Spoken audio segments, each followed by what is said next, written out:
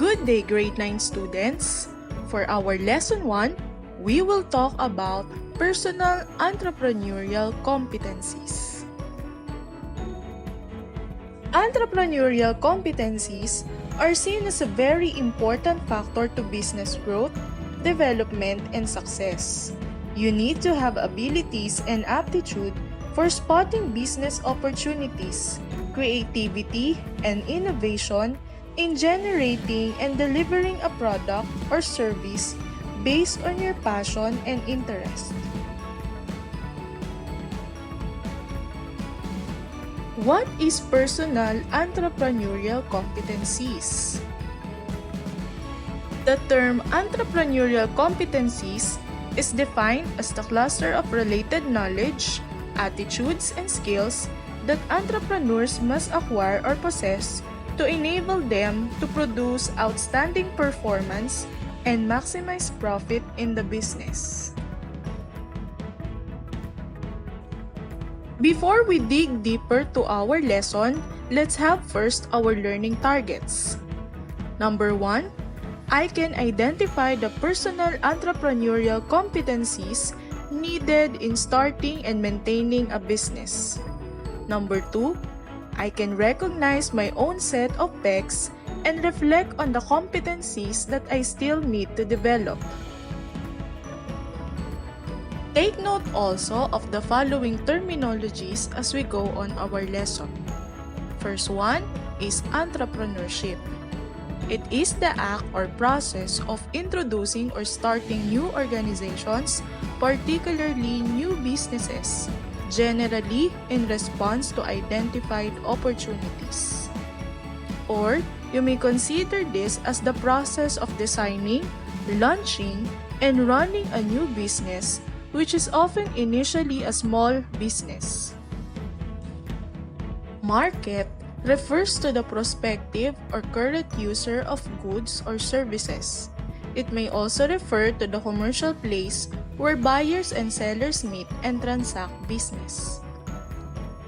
Risk pertains to events or conditions posing the possibility of threat or damage, injury, liability, loss, or any other negative occurrences in the business cycle.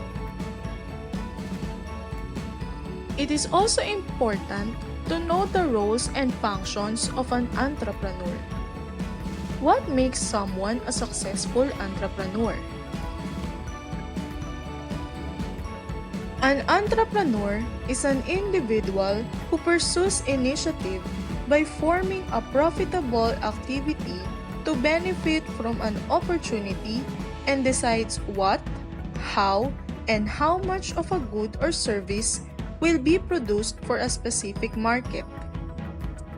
An entrepreneur provides risk capital and checks and controls the business activities.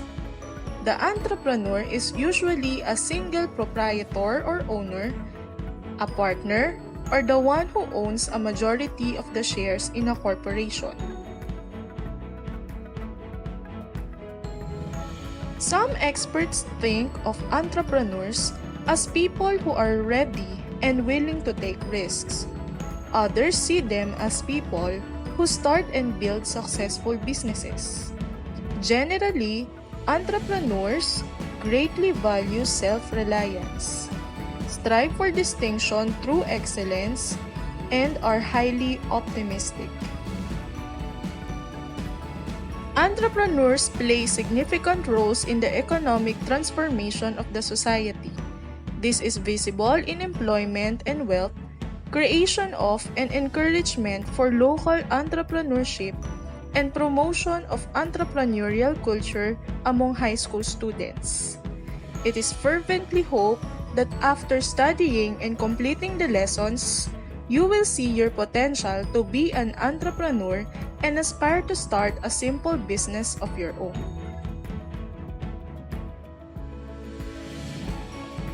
Do you have a strong desire to become a successful entrepreneur? Would you like to know if you have what it takes to build a successful business? Almost anyone can develop the qualities necessary to succeed as an entrepreneur. Every student needs to be exposed to entrepreneurial learning during his or her education to shape the development of his or her personal traits and characteristics. It is not surprising that in a developing country, there are many self-employed people because they start with some income-generating project to survive. Even employed people start or continually engage in sidelines or racket, as most Filipinos call it, on weekends or night, selling anything from vegetables to other self-prepared or homemade stuff, doing repairs, or rendering services like tutoring.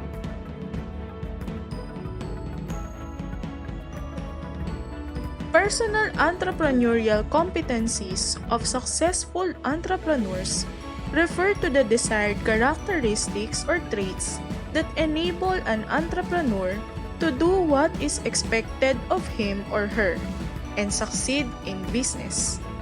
It is the combination of these characteristics that is required to enable anyone to perform effectively as an entrepreneur.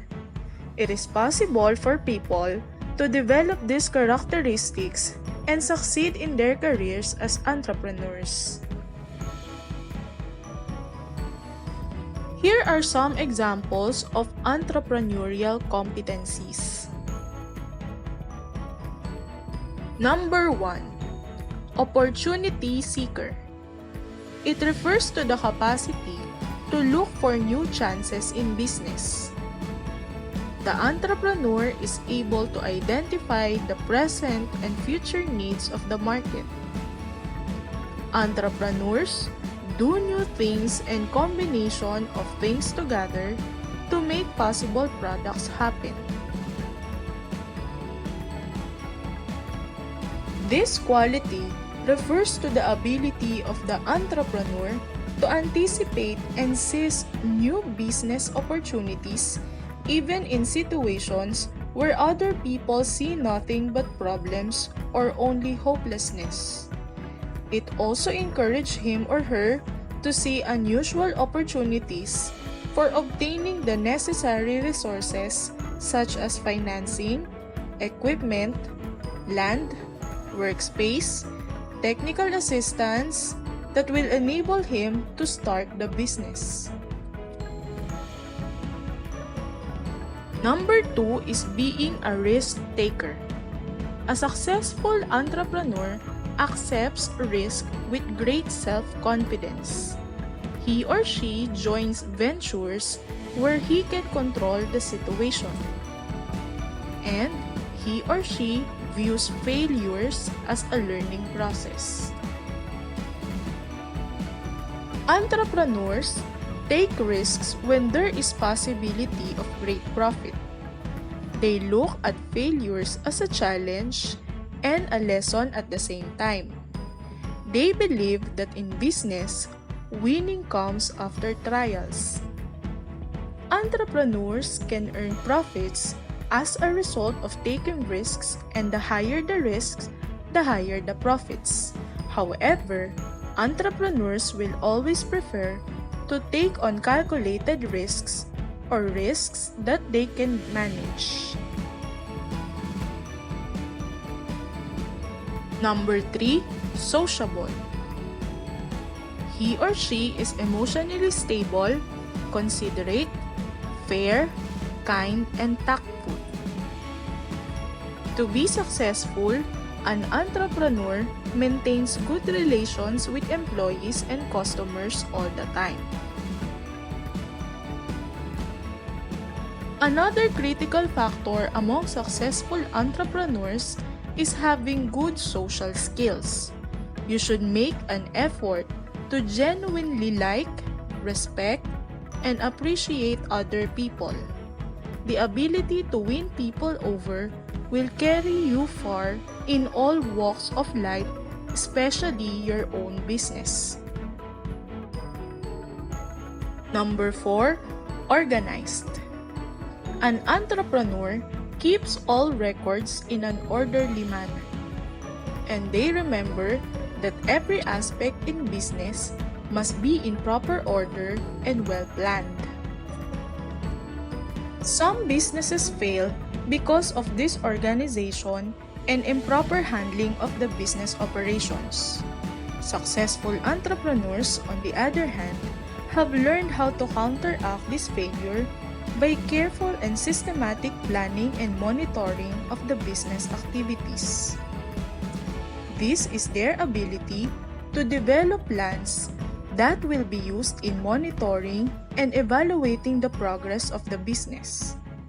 This helps the entrepreneur to cautiously monitor his or her business's actual performance against desired performance and turn to other alternatives whenever the need arises, so as to achieve his or her set goals.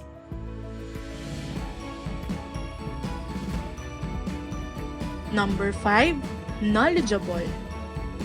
Entrepreneurs must know every aspect of his or her business, the ins and outs of the business operation, and continuously improve his skill. Entrepreneurs have a penchant for learning both formally and informally. Some even call them street smarts. They are gifted when it comes to receiving and filtering information. They have the urge to look for the required information to make an informed decision, for example, picking, opening, and successfully managing the business.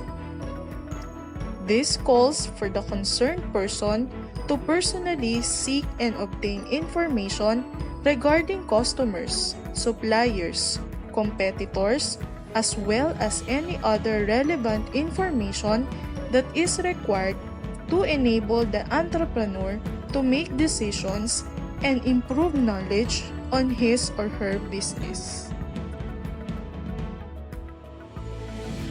Number 6. Goal-oriented.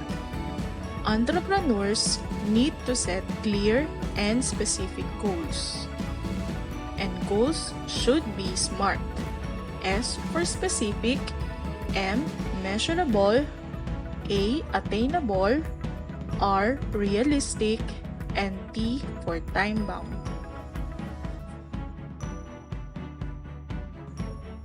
Successful entrepreneurs generally have clear visions of the future. This is the reason why they can see what others cannot when it comes to opportunities. Once they establish their vision, an entrepreneur sets clear and specific goals and objectives. These goals and objectives are normally high and challenging, but at the same time, realistic and can be attained, given the resources that one has got at his or her disposal. 7. Problem solver. An entrepreneur correctly identifies a problem in the business, analyzes its cause, and puts into action the best solution. This is the ability to complete a difficult task or meet a challenge.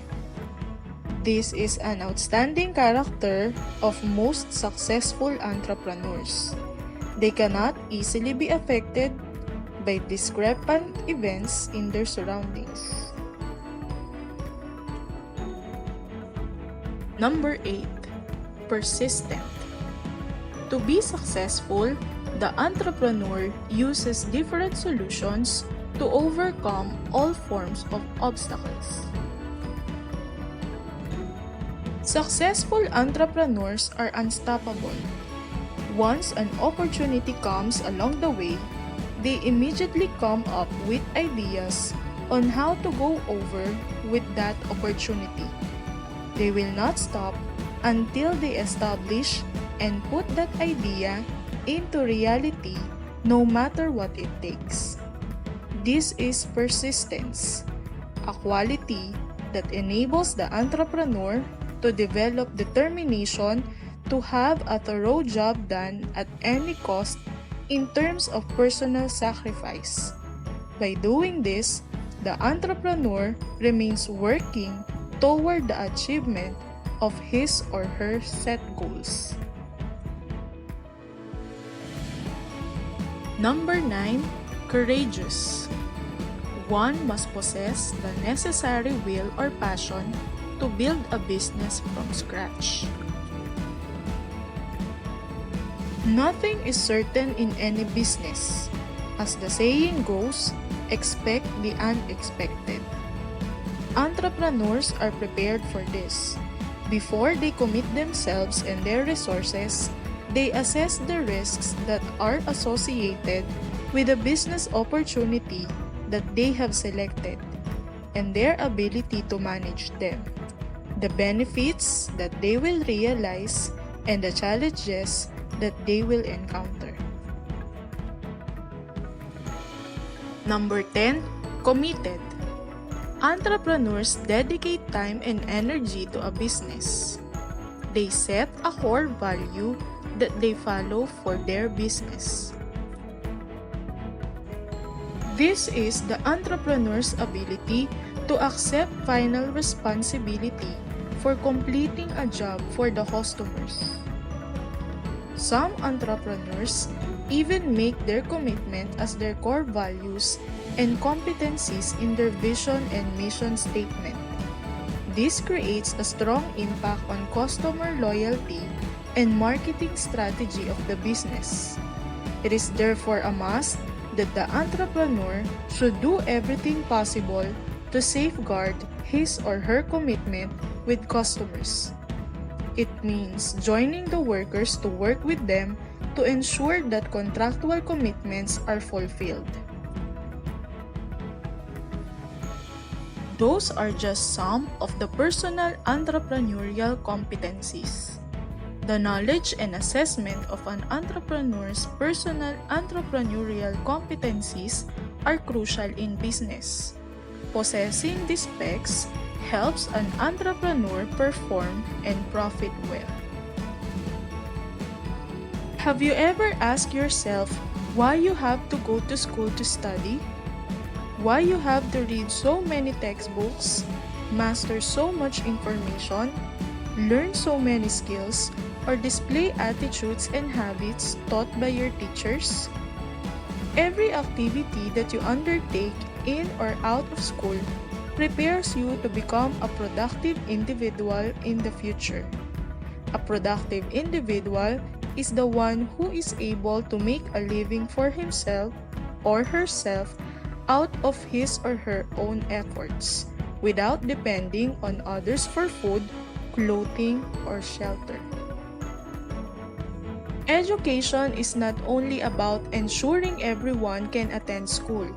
It is also about preparing everyone for life by giving them the right competencies to be skillful and be both locally and globally competitive.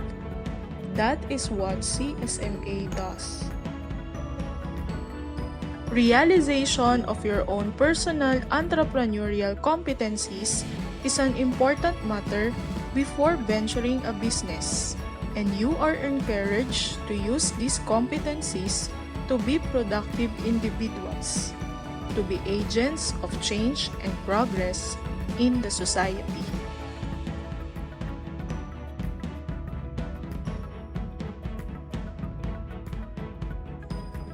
That's it for today. Kindly answer the follow-up activity and see you on our next meeting.